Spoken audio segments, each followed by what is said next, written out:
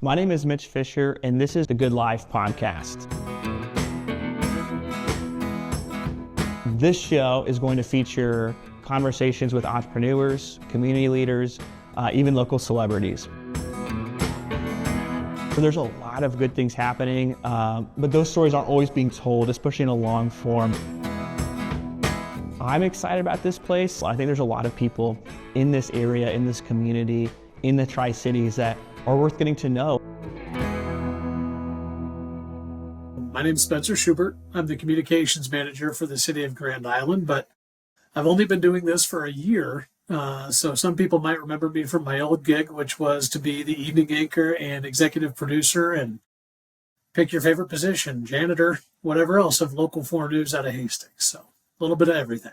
I kept up with the news when you decided to is it communications director of the city? Is that like? Yeah, communications manager is the official title, Okay. but it's all the same Right. for the most part. I oversee all the city communications from their social media and internal and external communications. So I thought it was interesting to see someone like you come to Grand Island to take on this role that had never existed before. How has that been, starting a position that never existed before and moving out of news into what you're doing now? sure, well, it kind of makes me think of a story that I've told a couple of times, but when I was interviewed for this position, they asked me, how are you going to make Grand Island appear in the news better? How are you going to get us better headlines? How are you going to increase the positive vibe, so to speak, for Grand Island? And I said, I don't care how we look on the outside. And every single head at the table that was interviewing me went, what? What do you mean you don't care what we look like? And I said, it's not so much what we look like, it's what we emanate. So when I told them what I would do for the city is that we would work from the inside out, and we had to not necessarily clean things up on the inside, but improve the communications internally so everybody on the external could actually see all the good that the city was doing. I kind of told you when I met you in person earlier that I feel like I've just come here and turned the megaphone on. Grand Island's really been doing a lot of good things for years, not just the last year I've been here, but the way they communicate it, the way they get the information out there, that's what I've tried to be the catalyst of. Tell me about what your day-to-day looks like then. So obviously that's like the big picture, like your goal. Specifically, what kind of things do you do to make sure those stories are being told? Because like you said, there are a lot of good things going on. So how do you make sure that people know about them? Right. So the first 2-3 months on the job, I didn't really do anything external. I 100% focused on the internal. I said, what are the relationships right now between our department directors, whether that's Parks and Recreation, whether that's the fire department, police department? And they won't say it publicly, but they actually do like each other, the fire and police. They do get along. But I spent my first 2-3 months just getting to know the city, getting to know the relationships of the people that worked here at the city, from the mayor to the city administrator to our maintenance team. So it's learning the entire, depth of the city and how it operates. And then I kind of expanded upon that, and I went out to the other groups. I went to the Area Economic Development Corporation. I went to the Chamber of Commerce. So I know you talked to Tim recently as well. He got to live with the Chamber of Commerce for a while. I reached out to several key figures in town and just said, what do you want to see from the city? What haven't you seen that you need to see? And I just kind of did a self-assessment for the first 3 months. But now my day-to-day is completely different. I kind of come in and I hit the ground running, whether it's 2 or 3 press releases that need out in the day, whether it's me editing a video for social media. And my outward facing approach to communications has, apologize for the email. That's okay. But my outward approach of communications has really, I guess, stretched how I've used my skills from the TV station to what I do now. It's being on the other side of the press release, but presenting the information as if we are the media instead of sending out that press release and then hoping the media covers it. So I've really tried to internally drive a lot of the content that you're seeing from the city. Yeah, I love that perspective. I think that perspective is so important for really any organization, whether it's a business or a city. Like the idea that you are kind of the media now with social media, like being able to just communicate directly with your people and like harnessing the power of social media content for that. One of the things, the business beat, right? Is that one of the things you started? Well, Tell me how that. along with our technical director and production head, Jeremy Watson, it was kind of his brainchild, but I came in right when that thing started going. So we've worked together on Okay. it. What's that all about?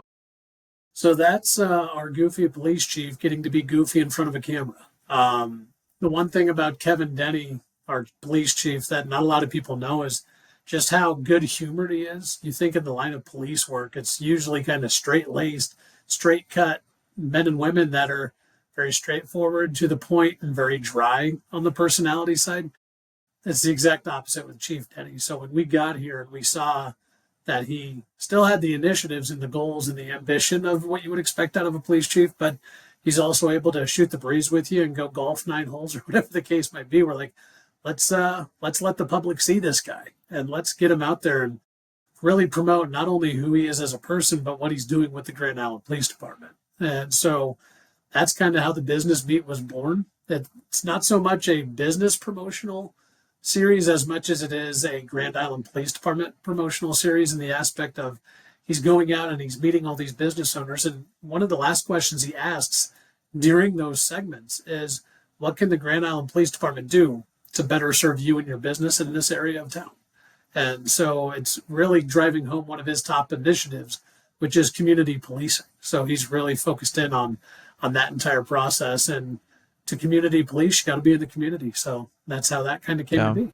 So how did you get into news? Was Channel 4 your first news job? No. A lot of people might not remember this. I actually started my broadcasting career. Well, I started my professional broadcasting career at NTV. So I actually worked in Kearney for 3 years. I was their weekend sports anchor for pretty much all of those 3 years. That would have been from 2009 to 2012. And then I completely flew the coop against my mom's best wishes. But I went to West Virginia. I had gotten engaged right before I got a job offer to go be the sports director for a TV station in Oak Hill, West Virginia. They got to cover WVU, Marshall, Virginia Tech. They had a pro golf tournament, the Greenbrier Classic, that was out there.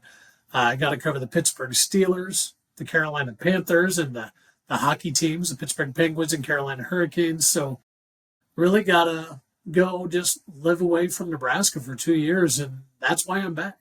I got to see what was outside. And I was like, you know what? Nebraska had it pretty good. So we ended up coming back, and my wife and I, we got pregnant with our daughter Hadley in 2019. And she was born in October of that year. And we've been living the TV life here in Hastings up until this last year, now that I work for the city. But I actually still live in Hastings despite working here for the city of GI. Definitely. What was the coolest thing that came from your time away from Nebraska? I got to interview a lot of really famous and popular people. I got to interview Tiger Woods. I was able to interview Phil Mickelson, Bubba Watson, a lot of those pro golfers, Shaq and Kobe, when they were with the Lakers. I was able to interview them. Trying to think. Ironically, it wasn't when I was away from Nebraska, so to speak, but one of the cool things of my time with Local 4, in fact, it's this poster behind me. I got to go cover the NBC Voice finale in Los Angeles. Oh, wow. When Hannah Houston, who a lot of people might remember, when she made it all the way to the finale of The Voice, Local 4 said, you know what? It's on NBC and we're NBC, so they flew me out there. So I actually got to be on the red carpet and cover the finale of The Voice. So I was able to interview Blake Shelton, Adam Levine, Pharrell Williams, Christina Aguilera. So my wife has a funny story. She tells people, she's like, I'm seeing all these pictures of my husband with all these main recording artists and celebrities, and she was that night cleaning the microwave. So she felt high on life when I was out there on the red carpet. But the broadcast life has really given me a life in itself. I did it for 17 years in terms of being in broadcasting, and I'll never take a day away from that. I would do it all again in a heartbeat. But coming to the city for me was a big life decision. Like I said, I have a daughter that's now 5, and that was one of the big drivers of actually changing the job for me. It was just a little over a year ago now, Christmas 2 years ago. She was asked to draw a picture of us as a family around the Christmas tree.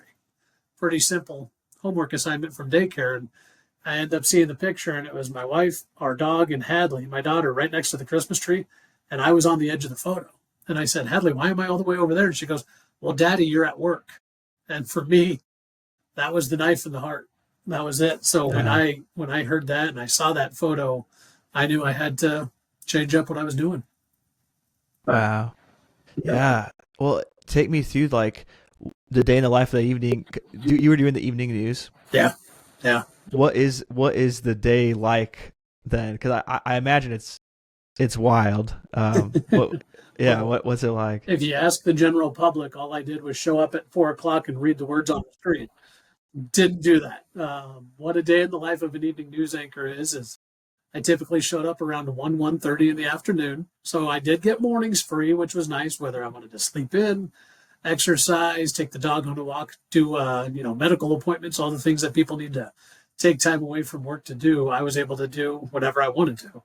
So that was really nice. But around 1:00, I would go in and I would start producing right away. And for people that might not know the word producing in terms of what that is, it's writing all the scripts. It's picking out all the stories. It's choosing what video goes with what stories. It's choosing what soundbite you want to run. I mean, you think about all the news that's out there today. Let's say we're running a story about the tariffs or anything political, or, do I want to run a soundbite from something Donald Trump said today, or do I want to run a soundbite from, maybe a Supreme Court justice on another story? So you're trying to piece all of those pieces, whether it's sound bites, video, the script writing, all of that together. And that takes all of the 4 hours leading up to those shows at 5 and 6 o'clock to do. So on top of that, too, a lot of you watch local news, all the graphics, all the names on the screen, all the bugs. If you have a live bug from a reporter that's on the scene of something live that day, all of those graphics are also done in-house and done by the anchor, at least at Local 4. So a lot of the producing work takes you right up into that 5 and 6 time frame. Then I had a solid 45 minutes to an hour, a little longer for lunch, so to speak, over the dinner hour. And then I would come back and at about 7:30, 8 o'clock, start doing it all over again for that 10 o'clock show. Wow. Okay. So what was your favorite part about that lifestyle and that job? Like, what drew you to come back to Nebraska to do Channel 4? Sure. So for me, it was a lot of people get into TV for the vanity of it. They like to be known as the famous local celebrity. I didn't care about any of that. I honestly got into journalism all the way back. I wrote for the Kearney High Echo.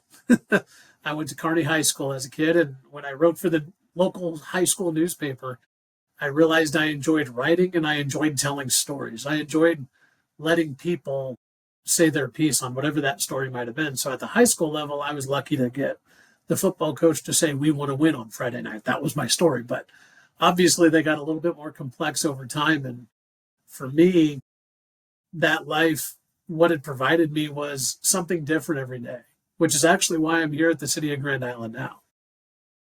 I didn't want the 8 to 5 cubicle job. I didn't want to have to show up to work and know I only had 2 to 3 tasks to perform every single day and then wash, rinse, repeat, and do it again. I didn't want one of those jobs.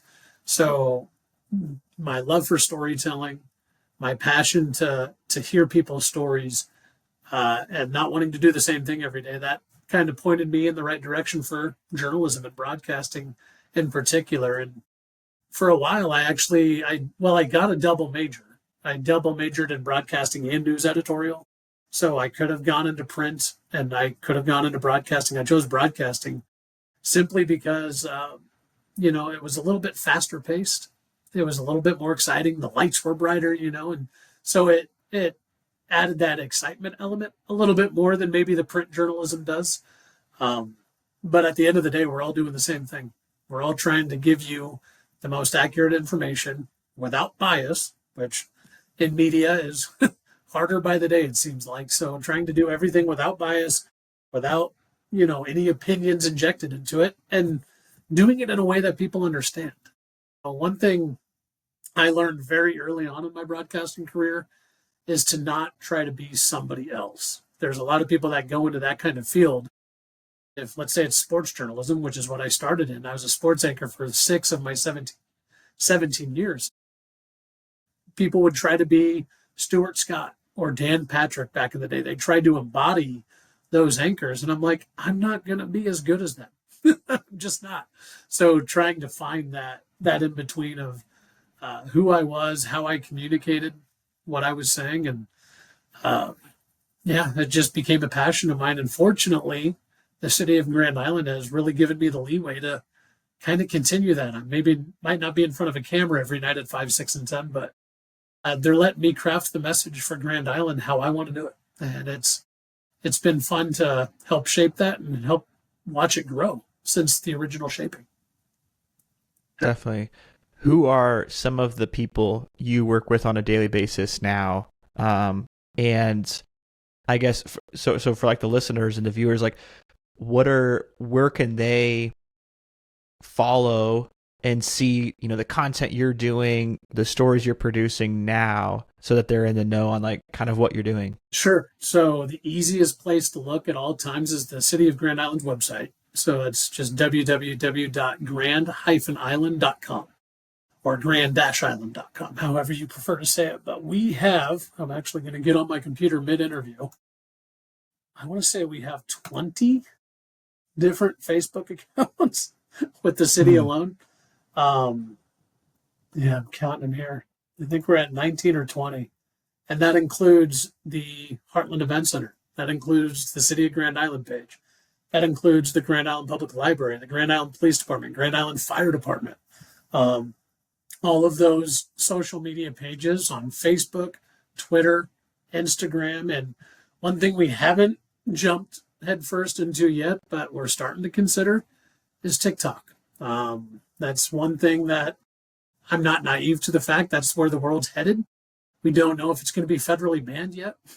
We're trying to wait to see what happens at the federal level, but TikTok and Snapchat, those are two key areas where the younger generations, your generation, is at. And so it's easy to talk to your parents right now on Facebook, but eventually you guys are going to be tax-paying citizens if you're not already. So we have to adapt how we communicate to your generation versus your parents.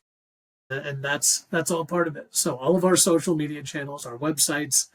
In fact, we just completely revamped the City of Grand Island website. So it's from people that maybe haven't looked at it for 2 years, go check it out. It's changed just a little bit.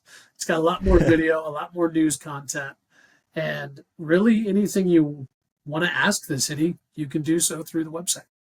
How do you see the current stage of social media content that's working, things that local businesses or even cities should be doing?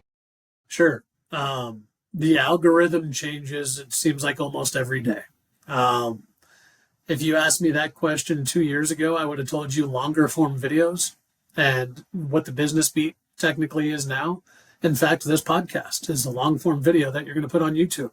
But you're not going to put this entire video probably on Facebook. And there's a reason behind that. So you have to choose that stylistic approach of how you disseminate the information, or in this case, a podcast. So what I do for Facebook is not what I'm going to do for Twitter. What I do for Instagram isn't what I'm going to do on YouTube. So each social media entity has its own algorithm, has its own stylistic approach. YouTube obviously is the longer form video. So if you see this entire podcast start to finish with little to no editing on it, it's probably YouTube. If you see clips of it with maybe some graphics on it, that's going to be more your TikTok, your Snapchat, your Facebook, even Twitter to a point. If you're looking for that 5 to 10 second clip, probably Twitter, if you go that route. So choosing how you approach your communication style depends on the social media outlet you're choosing. So, and one thing that's actually interested me recently is the algorithm is really loving on Facebook text only, which is insane because I come from the visual medium of photos, video, but there's been a couple times our utilities department maybe needs to turn off water for an hour, and it'll just be a text post of, hey, we're shutting off the water for an hour as we fix this thing. And it'll have 34 likes. And I'm like, it was 2 sentences. when it was only text. So the algorithm it shifts. It shifts a lot. Staying on top of it, seeing what performs well, boosted posts, the social media algorithms have really benefited from boosting posts now. They're finding a way to monetize their sites. So when you do see a little bit more information from this time of year, especially our Parks and Rec department, it's because we're spending money. That's probably because we're spending money. So trying to determine where we're spending our money, how we're doing it, and when we're doing it. It's all a fun math equation that's always floating. Yeah, for sure. What would be so if you're thinking about TikTok, what are some thoughts you've had about what you would do with like a City of Grand Island TikTok? We have to make it funny. As weird as it sounds, because city government most of the time is not funny. It's not, and that's the beauty of the business beat, like we talked about with Chief Denny. He's got that amicable personality. He's very goofy when he wants to be in a good way. But when we're talking about tax increment financing, or we're rezoning this area, how are you going to make that humorous? But at the end of the day, if we do get onto TikTok, it's not going to be to really provide more information than we're already providing, because we do a lot of that through the website, through Facebook, through Instagram, even to a point. TikTok would be for the funny reels. It would be for Chief Denny walking in and surprising somebody by buying their coffee, or, humanizing our departments and showing the lighthearted side of what we do at the city. We're all not sticklers. We're all not trying to steal all your tax money. We are people, and we do laugh occasionally from time to time here at the city. So that's what we would use TikTok for if the city jumped on there eventually. Coming into the position you're in now, what's been the most surprising thing to you about city government? How layered it is. That's probably as simple of an answer as I can give you. I figured, you're going to have your committees, you're going to have your boards, you're going to have your city council every other Tuesday. But the stuff that happens between one council meeting to the next special session to another council meeting and beyond, how fast the wheels spin here and how fast the gears are moving, that kind of caught me off guard. And I guess more so that I'm caught off guard that I'm keeping up for the most part, because a lot of communications departments, especially at the city level and local government level, were mighty teams of one person. So I don't have anybody reporting to me. Everything communication-wise that you see coming out from the city, for the most part, is from me. In fact, there was a post recently that the fire department put out there. If you wanted to, we could maybe bring it up on a screen grab in post-editing. But the fire department had a firefighter compete in a statewide firefighters versus police officers hockey game in Omaha. And so I posted it from the fire department page, but then I commented on it from the police department page. And then I went to the Heartland Event Center page and commented on it from that page, saying, maybe we should lay some ice down and let you guys go. That was all me. That was one person. Wow. So it's that meme where you see Spider-Man pointing at each other 3 different directions. Yeah. It's very applicable sometimes when you're in communications. Wow. Yeah, no, that's super interesting. What do you want to do next now that you're a little over a year in? Where do you see kind of like your big initiatives, like the future of this position? Sure. So I do want to expand the department. Like I said, I am a mighty department of one person right now, but I do think communications is vital for any local government, especially in the day and age where, at the federal level, you're hearing about fake news and fake media. So you need to be able to disseminate what's real and what's not. And you need to become that official source sometimes of the information. And to do that, sometimes you need to increase how robust that communications presence is. So adding maybe another full-time position down the road, 4 or 5 years down the road, would be definitely in the pipe dream of creating that communications department here at the city. But I want to humanize what we do here at the city. Right now, it's very black and white, cut and dry. We issue taxes to a point from the local side, and we use that tax revenue to make you a new sports arena, or we build you a new sports complex, or more housing, or whatever. And showing the accountability of when we have that tax dollar, where we're spending that tax dollar. So getting all that communication out there for the public to see, because there is a lot of misunderstanding with that. Like I said earlier, we're all people here too. We all have our quote unquote 8 to 5 job where, we're all going through our own things. So I want the public to get to know the people that are making these decisions for you. I don't want you to think that, oh, my property taxes went up or I'm paying more in this and they're misusing my money. It's like, no, here's where your money's going. Here's the people that are making that decision, and humanize that entire process. So it's going to take time, because there are some people, including some that I'm related to through my extended family, that they're set in their ways. They believe certain things, and sometimes you're not going to talk them off at that point.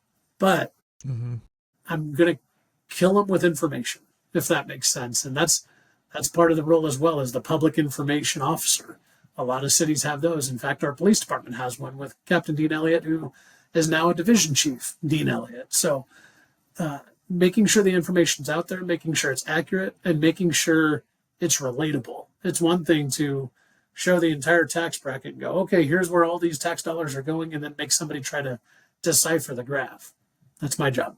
I'm the communications person here. So I'm going to try to simplify everything from the local government level and put it out in easy to consume bits and information. What's some of the biggest things going on right now in the city of Grand Island that you're keeping up with, that you're trying to communicate, that residents would want to know about? Sure. So residents are probably already well aware of the Good Life District. That's taking place in northern Grand Island, the Veterans Village project, as a lot of people know it now. There's still a lot of communication right now between Woodsonia, which is the main developer on the application for the Good Life District, and the city. But this development is going to be transformational, which is exactly what it was supposed to be. So that includes a new indoor sports complex. That includes more housing. That includes extending the Eagle Scout Lake out there and making it more of a water feature for people to come in. Maybe they want to paddleboard on it. Maybe they want to kayak on it, whatever the case might be. So there's a lot of exciting things coming in up there. And that, like I said, a lot of that's still in the conversation stage. We do have some proposals coming to council here in the next couple weeks. I don't know when this will air necessarily, but we'll say they're coming in April, probably. Some votes on advancing that project forward. Another big thing that happened in the last just couple months really is the city has taken full ownership of the Heartland Event Center. So we've brought in VenueWorks, which is the management company for the event center, but right now they haven't hired a marketing director. So I'm their marketing director. So for me personally, a lot of event management, learning how to get the information out there. And we're doing this interview on March 13th. So in 6 days, they have the Harlem Globetrotters coming to town. And then a few weeks later, they have, I'm trying to think, we have the folk style wrestling coming up this weekend. We have the Harlem Globetrotters. And there are a few events that are coming that I can't say yet publicly, but one is a music act that a lot of people are going to like. So being on the inside, seeing some of the performers that are coming in and knowing that process has been pretty unique as well. But the city taking over the Heartland Event Center has been quite an undertaking. Fauner Park has been very, very graceful in the handoff. In fact, I still email quite often with their marketing head as well. And we're working on putting stuff on that marquee out there on South Locust Street, making sure that our visuals are up there along with theirs. And we're trying to help promote their events on our website as well. So, and one thing I guess we can is, here you go, breaking news on the Good Life podcast. Heartland Event Center is getting a brand new website. So that's hopefully coming in the next 2 months or so. So keep your eyes peeled on that. But nice. Much like the cities, it's going to be a lot more dynamic and a lot more user-friendly. That's awesome. So the Heartland Event Center was a separate entity. And when did it get brought into the city? Like, how did that all happen?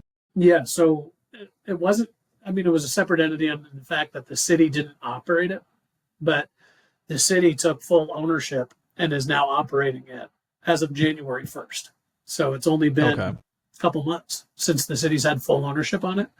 The previous management of the event center was with Fauner Park, and they've had it I want to say for about 15, 20 years prior, pretty much since the inception of the event center. So a lot of those, the hotel tax dollars and everything that's gone to the event center is still going to the event center. None of that's really shifted or moved. It's just now that the city owns it, the city's paying a management company and Venue Works to operate the facility. So, Gotcha. Okay.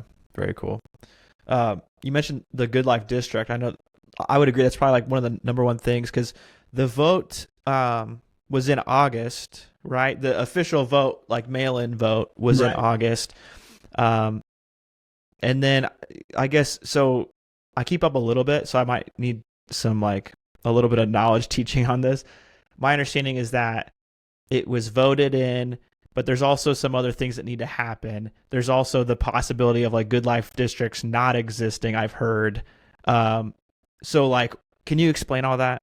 yeah. So there's more than one Good Life District in Nebraska. There's, in fact, a total of 5 that are being granted throughout the entire state. And the last one is still under consideration. Kearney, in fact, is applying for a Good Life District. Grand Island is one of 4 that have already been approved.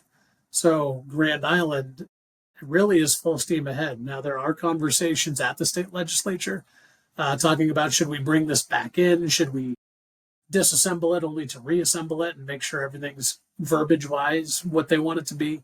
Those conversations have happened, but at this point in time, there's not a belief that anything's really going to get changed regarding the Good Life District and the way that the law is currently written to help facilitate a Good Life District. So from the Grand Island perspective, we're moving full steam ahead. Like I said, here in April, we expect to have some meetings that could be determinant on what we're doing with the Good Life District in terms of what the development's going to look like and when we might actually see some dirt moving in that Veterans Village area. Our hope is still here in 2025 to actually see some dirt moving as early as this summer. So we're getting close. Wow. So I know there's been some like, there's been meetings, there's been public meetings, there was a private meeting. I know that there's like a little bit of controversy about that. I don't know what you know, but whatever you do, I'd just be curious, like your explanation on like that internal process to like what people should know about how that works. The only reason that meeting was private for the most part was because it involved contract negotiations. So when the city council goes into executive session, there's basically a long list of legal reasons they go into a private discussion. And the reason they did that, this most recent one regarding the Good Life District and the TIF application and everything like that, is because they were negotiating contract terms. And so they can deem in the best interest of the public that they shouldn't necessarily be privy to that conversation. A lot of the contract negotiations the city does usually is in executive session, and then they vote on it, and all that information, when the vote comes for that, still takes place and all that information's out there.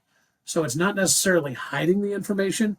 It's just not letting the public be a part of the back and forth discussing how the city wants to approach it, if that makes sense. Right. If you put it into a sports analogy, it'd be like letting a player on another team into your huddle before you break out of a timeout. So the city just called timeout, and they were in their huddle going, okay, how do we want to make this next play, so to speak? So that's all that was. It's all the information is going to be out there for public consumption. It was more just game planning how the city wanted to approach it. That makes sense to me. What are some of the benefits to the Good Life District that people can look forward to? I've seen some renderings. There's a lot of exciting things. Like, what does it really mean for Grand Island residents or people who are thinking about moving to Grand Island? Yeah, well, one, we need the houses for people to move into. So that Good Life District is a huge part of that. It's going to be able to create acres and acres of housing up there, which is really exciting. There's likely going to be a brand new school within the Grand Island Public School District that takes place up there, at least under the current development proposals. That's a possibility. Grand Island Public Schools is in step with the city in terms of what that might look like, which is really nice to have. A lot of people obviously are aware of the sports complex that's going to go in there. It's an indoor sports complex that will house anything from basketball courts to volleyball courts to, yes, pickleball courts, indoor pickleball courts. So that entire contingency in town can definitely be excited. But right now, again, it's all in the proposal stage. So that final proposal that actually gets approved by city council is what that ultimately is going to be. So those are all concepts, those are all plans, those are all proposed. But what the city council and Woodsonia both kind of shake hands on and let the ink dry on is what will ultimately be what that area is. But at the end of the day, the Good Life District Transformational Act is exactly that. It's supposed to be transformational. So that's what the city council and Woodsonia are working on right now to make sure that this project isn't just another subdivision of houses, that it's actually transformational for the city. Definitely. Yeah. Well, in my conversation with Tim Kerpichka, we talked about that too. Just like the desire for more housing, like in Grand Island, just like it's a great problem to have, but it's like, people want to live here, which is awesome. But there are just like, we need more houses to make that happen. Like, so it's exciting to hear about that. There's a lot of good things, along those lines going on in Grand Island. What else do you see as being challenges for the city that you think are being tackled right now or need to be tackled? Honestly, just keeping up with their growth. Like you said, that conversation you had with Tim, and it's something that the city's very well aware of. Grand Island's booming, and whether it's a casino, whether it's the state fair, whether it's a new parking lot, we're going to pave 1,100 parking stalls west of or just north of State Fair Boulevard there on the Funner Park grounds. The city's growing, that South Locust corridor is growing, the Veterans Village complex is growing. And that growth means people are moving to Grand Island. That means we are a fast growing metro city. So keeping up with housing, Chad Nabity has not had a chance to breathe. Our regional planning director and community development director. It seems like we have to build a new apartment complex or a new housing subdivision every 2-3 weeks for how fast the city's growing. It's exciting. It's just trying to keep up with it. That's really the big challenge. And on top of that, affordable housing. It's one thing to build a house, but with the cost of materials right now, the cheapest they can really build a house is around $300,000. And I don't have to tell you, I'm still young enough to be like, 300,000 is pretty tall. There are some people in our community who might not blink at 300,000, but when you're talking about low income housing or trying to get more affordable housing in, 300 is pretty high. So it's trying to find that balance of creating new, nice housing in Grand Island, but also increasing the availability of affordable housing, which that's a dance the city's been dancing long before I got here. So, yeah, totally. So you pivoting a little bit. So you grew up in Kearney, live in Hastings, and now work in Grand Island. I want to hear your favorite restaurants in all three of those cities. All right, this is gonna be tough. Okay. Kearney, I think we talked about this in our short interview as well, but I got to go with the Cellar still. Skeeter Barnes used to be there. They closed. I loved their sweet potato chips out at Skeeter Barnes. But they no longer exist, so they're off the list. The Cellar, though, has been a staple since I was a kid. I used to eat what they had called their mud pie back in the day. I don't know if the new Cellar serves that necessarily, but the onion rings are still to die for there. Grand Island, I'm probably going to go off the beaten path a little bit, and I'm going to go Tacos Los Hermanos. It's a local, if you've ever had the Tijuana tacos, game over as far as I'm concerned. But there's a lot of good food in Grand Island, so that's tough. And the cool thing about Grand Island is how much it differs. There's so much more variety in Grand Island than maybe Kearney and Hastings put together in terms of the different kind of cuisines that are out there. But I'd say Tacos Los Hermanos has taken plenty of my money here in Grand Island. Then Hastings. I've been big into the bar food scene for Hastings. So Kitty's Roadhouse is one they've gotten plenty of my money. Rivals Bar and Grill in Hastings has gotten plenty of my money. But I'd say the bar food scene in Hastings is good. But and I just recently joined Laughlin Country Club. Dun, dun, dun. But Nice. they serve really good food there too. Okay. So have you ever been to the Odyssey in Hastings? I have, but I'd say that's one of the nicer, higher end restaurants in Hastings. But I just haven't eaten there enough to really form an opinion. So Right.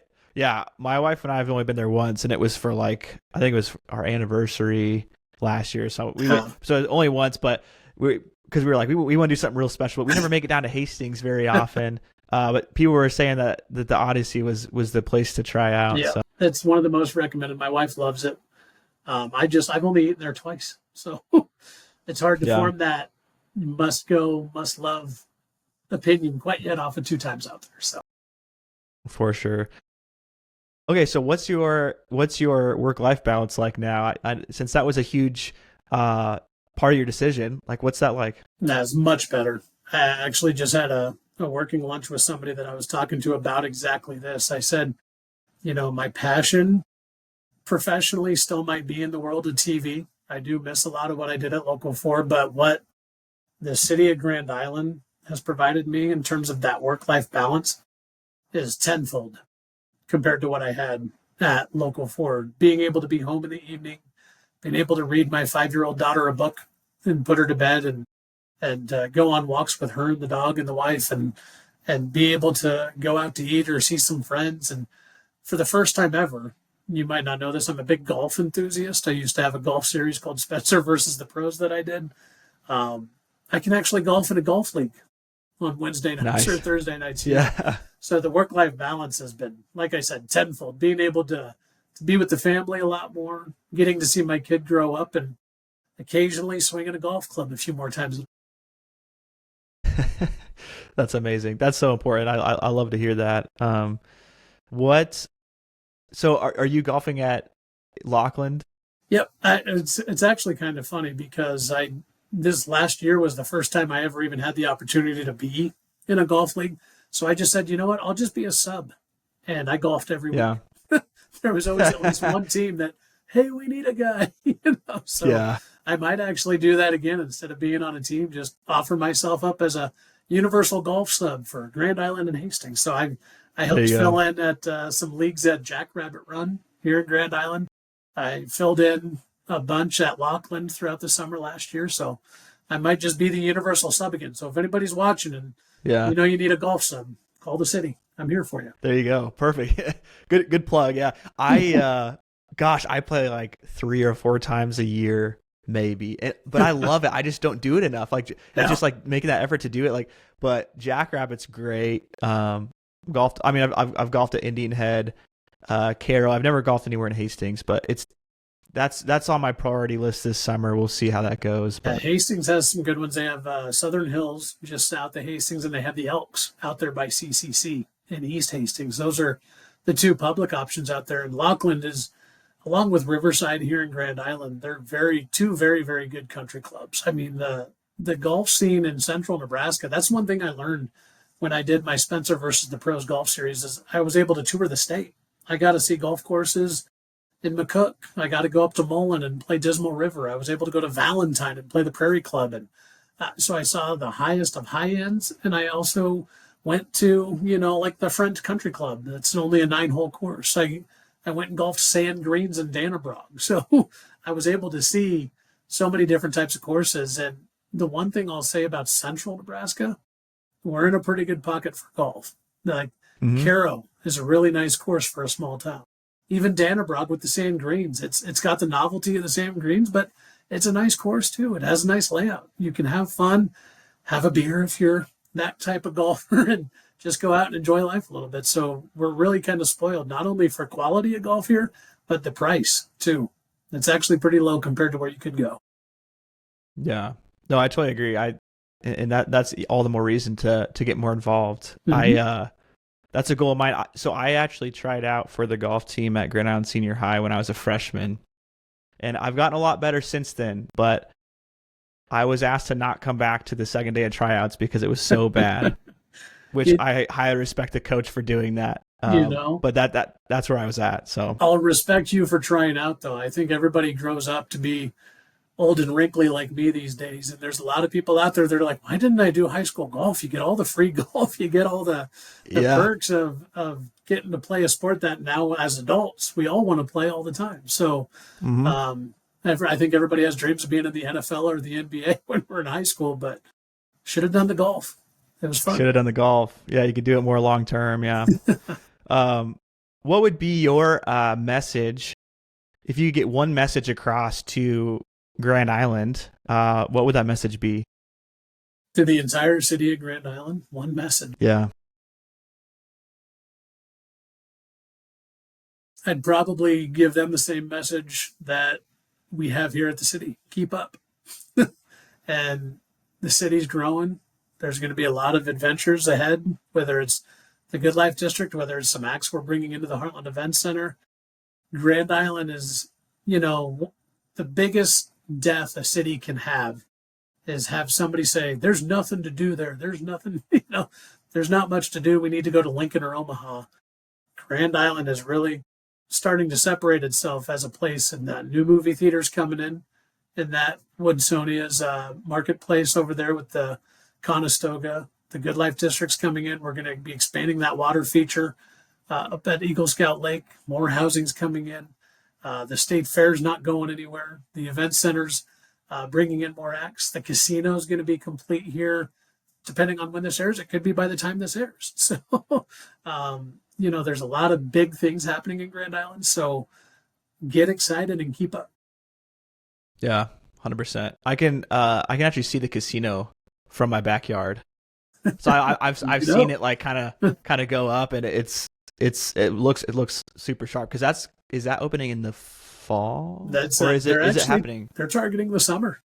They're the targeting summer, okay. Here in the summer. That's the hope. So I'm excited for Vince and his team, Vince Fiala out there. They've been hammering every nail they could for probably the last 2 years, it seems like. So they've really been putting the foot on the gas pedal, so to speak. And I think they're really, really close. I think they're putting some finishing touches on, obviously getting the framework of the building set, but it's coming together really well. And they're still looking at a 2025 grand opening here. So it's exciting. That's exciting. Yeah, definitely. With March Madness coming up, so I actually will air this before March Madness starts. Okay. So I'm excited for people to hear this. What's your hot take on March Madness? Do you have a team? Obviously you're going to watch in your shoebox there, so you can see every game at one time. Should I show you? Here you go. Yeah, you should. Mid-interview. Here we go. 1 screen, 2 screens. Yes, I'm watching the players. 3 screens, 4 screens. There you go. So it's incredible. For March Madness, I'm going to be in a pretty good spot. My office is the hot spot of the city of Grand Island here, but no, it's my hot take is Nebraska won't win, unfortunately. That was a tough end of the year for them, for all the Husker fans out there, but it's really exciting. You get Creighton, which seems to be a yearly staple, and Omaha's coming in this year, so that's kind of cool that UNO actually punched their ticket from the Summit League to be in the dance this year. So that's exciting, but in terms of who's going to win, just kind of fill out the bracket and hope. You think your traditional powerhouses, Duke's up this year. I'd probably lean towards Duke, just given the tough conference. But Carolina's a bit down this year, although they pushed Duke there at the last game they played them. Kansas is really down this year. I think they'll still make the tournament, but KU isn't what they used to be, and they were the preseason number 1. So that shows you when preseason number 1 drops out of the top 25 polls, it could be anybody's year. Right. Yeah. Yeah. No, Omaha making it is super interesting, because they could, obviously if they win first round, they would have a tournament win before Nebraska, which would be that'd be pretty tough sad for a lot of Husker fans. With 2 teams out of Omaha get tournament wins before Nebraska does, that'd be pretty tough. But hey, everybody, it's kind of funny, that Homer Simpson meme? Yeah. Where he vanishes into the bush and then comes back out as something else. I've seen a lot of those with Husker logos on the shirt vanish and come back out with UNO logos. So I think there's a lot of people. I would imagine the Husker fans are rooting for Omaha over Creighton. I'm guessing. Plus, Omaha is probably going to be, your 13 seed, your maybe even a 14, 15 seed. So they're going to play somebody probably pretty substantial out of the gate. So it'll be funny to see what draw they get. That will be cool. You kind of tease like some events coming up that you can't talk about. Are there any soon surprises or things that you're able to tease or share here exclusively for the first time? Sure. Sadly, the answer to that would be no. Like I said, a lot of the developments that are taking place at the casino taking full shape. I have gotten, I guess, a little bit of inside from the casino perspective. I've been told that, the inside, what a lot of people haven't seen yet, the sports betting area is going to be pretty impressive. It's going to be a lot of screens. It's going to have that bar feel to it where you're already in a bar, like the Buffalo Wild Wings aspect of it, but some food will be served there. And you can really go place a few bets, watch some games, and have a nice place to kind of eat and drink and enjoy some friends there. Obviously, the residency of it, the hotel side of it's coming together well. But in terms of events and stuff, it's in there. I just can't have it come out yet. But we are excited for some stuff that's coming down the pike, especially for the event center. Very cool. What's it like working with the mayor? How much interaction do you have with him? It was very interesting. The first couple weeks, just getting my own footing here at the city, I almost never saw him. Like, he was here, he was running around, but he and I never really stopped and shook hands and talked to each other. But now I almost see him. He sits down. I have a chair right here behind the screen that he'll come and sit down and talk to me for about 20 minutes a day. And we'll talk about some of the key things the city's facing, how we want to communicate it. But sometimes, too, we'll talk about how he got a tour of a naval U.S. Submarine, So we dabble in the personal, getting to know each other, but we also aren't shy about switching it to professional and getting to work as well. So he's if you get to know him, because when you see him, I've even told him this from the public speaking aspect, when he gives his state of the cities or he gives his formal addresses, he's very, very formal. He's very, good evening, thank you, and here's what we're going to talk about. But you actually get him away from the podium a little bit, and you see the human side of him. He's a really, really great guy. And the one thing I'll say is what he wants for Grand Island is pure. And that was important to me when I came here, is that if I'm going to be communicating the message of Grand Island, I want to make sure that it's coming from the right spot. And with Mayor Steele and Laura McAloon, our city administrator, and the city council, all 10 members that are serving on the city council, they're pretty much in step, which hasn't always been the case in Grand Island and isn't always the case in other cities. So to see the unified message from those decision makers makes my job pretty easy. So, but the mayor on the personality side, he's goofier than you might think, but he's pretty straight-laced if you see him at a podium. Very cool. Do you think he'd be down to be on this podcast sometime? I think so. So. And you could probably get him to dabble in some of the goofy stories he has here and there. So once you get him talking, I think that'd be fun. He's one of those guys that he'll say, hi, how you doing? And he'll keep walking. But if he sits down and sits in a chair and starts talking to you, say goodbye to the next 45 minutes. He's a very passionate guy about what he's passionate about. And if you get him on the right topic, he'll just start going. So that'd be perfect. Well, I'll keep in touch. I think that'd be fun to interview him sometime if he's available and down for that. But cool, Spencer. I really appreciate you taking the time to do this. It's been fun to get to know you. I'm excited for the public to hear this interview. We got to meet in person last week, so that video will come out too to kind of promote the show. Any final words you have?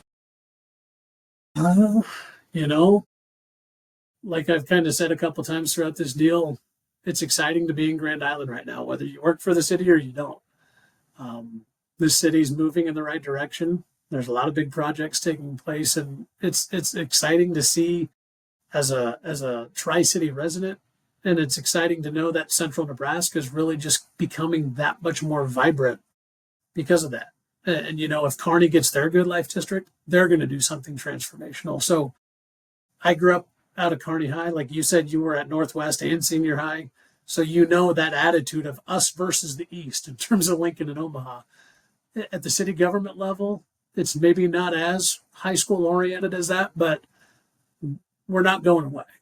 Grand Island, it's the only metropolitan city in Central Nebraska. We're at, I think, about 55,000, give or take now. So the last census had us at 53. So the town's growing.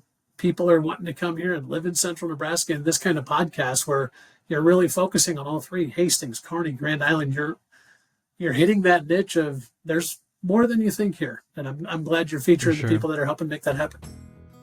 Yeah, definitely. I completely agree. I love it here. My wife and I grew up here. We moved back here. Like we're proud to be, here in Central Nebraska, and there are so many good things. So Thank you for the work you do. It's so inspiring to see you getting the message out about all the good things happening. And just look forward to staying connected and really appreciate you taking the time to be on. I appreciate you as well.